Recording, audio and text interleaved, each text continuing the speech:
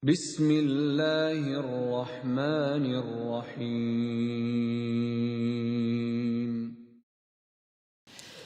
وأنفقوا في سبيل الله ولا تلقوا بأيديكم إلى التهلكة وأحسنوا إن الله يحب المحسنين. Apakah hukumnya kunut subuh? Bolehkah seorang makmum kunut? Ini sudah sering ditanya. Kunut teman-teman sekalian. Kalau imamnya kunut, antum kunut. Ini khilaf diantara Imam Ahmad dan Imam Syafi'i. Imam Ahmad mendhaifkan hadis tentang kunut subuh, Imam Syafi'i menghasankannya, gitu kan? Dan keduanya ulama besar nih. Keduanya ulama besar. Dan pernah Imam Ahmad ditanya, waktu itu Imam Ahmad ini pernah jadi muridnya Imam Syafi'i ya. Setelah mereka jadi bubar, maksudnya bukan bubar, berpisah maksud saya ya, berpisah. Imam Syafi'i tinggal di Mesir, Imam Ahmad tinggal di Irak, maka murid-murid Imam Ahmad menjalankan banyak yang disampaikan oleh beliau sebagai fatwa. Lalu sempat muridnya bertanya, "Hai Imam, kalau kami sholat di belakang orang-orang yang madhab Syafi'i, apakah kami kunut?" Kata Imam Ahmad, "Kalau kau tidak mau kunut, jangan ikut sholat." Artinya harus kunut. Hormatin orang itu, karena ini hadis masih diperselisihkan, tapi hadisnya ada. Beda hadis maudhu ya, hadis bohong, itu baru lain. Gitu kan? Tapi kalau antum mau ngamalin sementara antum sendirian, antum sholat, memang orang jamaah sudah faham, antum jadi imam, silakan, juga nggak masalah. Jadi orang bisa saling menghormati, gitu kan? Ketika kita bermakmum saat sholat subuh, sedangkan imam kita kunut, apakah kita mengangkat tangan atau tidak dan tidak mengaminkan? Ya, kita kalau imamnya kunut, maka kita ikut kunut. Oleh karena kita angkat tangan dan kita mengaminkan. Ya, itu pendapatnya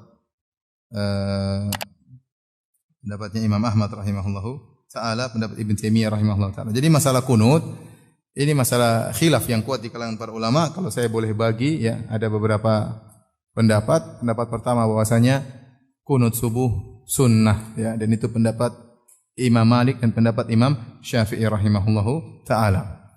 Kemudian juga didukung oleh pendapat dari Ibnu Hazm rahimahullahu ta'ala, mazhab Zahiriyah. Jadi Malikiyah, Syafi'iyah, Zahiriyah mengatakan kunut subuh setiap hari sunnah.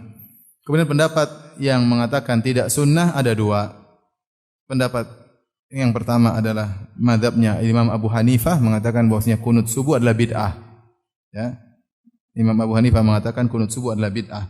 Adapun pendapat Imam Ahmad mengatakan kunut subuh tidak disyariatkan namun tidak disifati dengan bid'ah. Makanya Imam Ahmad mengatakan kalau ada yang kunut maka saya tidak celah.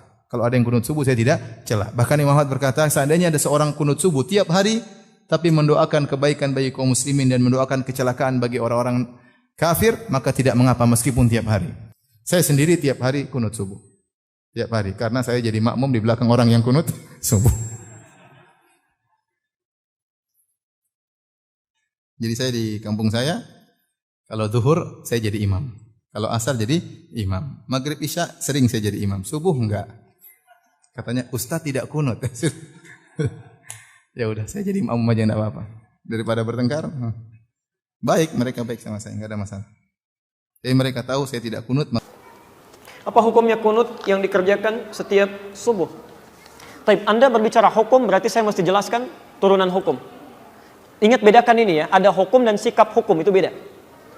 Hukum dan sikap hukum. Kalau sikap hukum, itu pilihan seseorang untuk menentukan dan memilih hukum mana yang sesuai.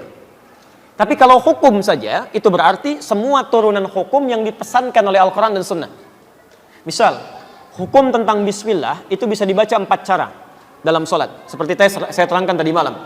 Bisa dijaharkan, disirkan, tidak dibaca sama sekali, atau dibaca rakaat pertama, selanjutnya tidak.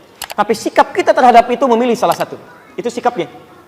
Nah, kadang-kadang mohon maaf, kalau hukumnya sudah ada pilihan, tapi sikap hukumnya berbeda, sepanjang dalam kerangka hukum itu tidak perlu kita kemudian berselisih. Sepanjang dalam kerangka hukum yang sama. Karena kita tidak mungkin memaksakan seseorang selalu sama dengan kita.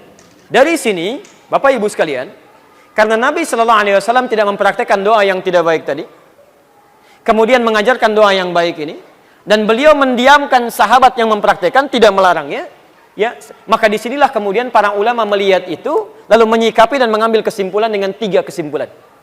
3 kesimpulan. Karena Nabi tidak mengatakan langsung. Kalau Nabi mengatakan sudah nggak usah berdoa, selesai masalah. Kalau Nabi mengatakan berdoa ya, ini bagus, selesai masalah.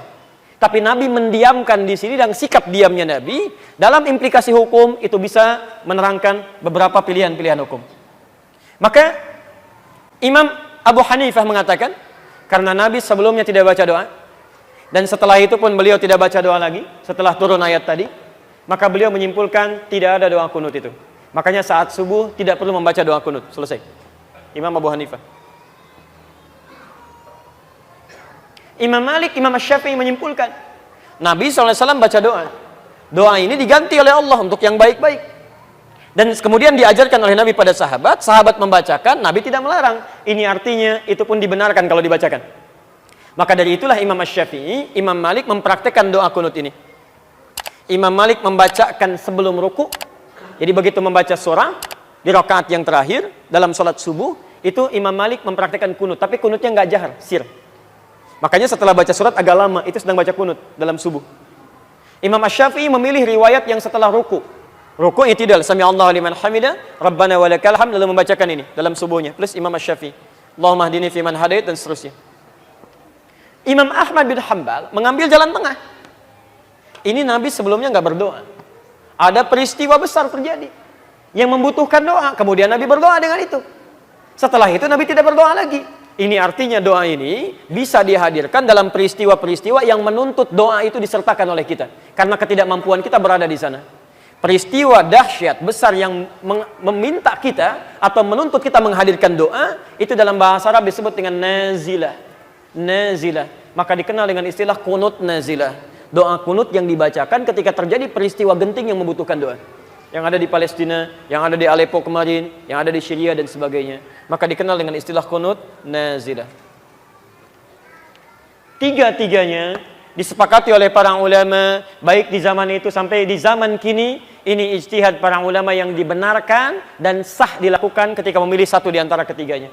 Karena Nabi memang memberi peluang yang sama untuk bisa mengerjakannya atau tidak sama sekali.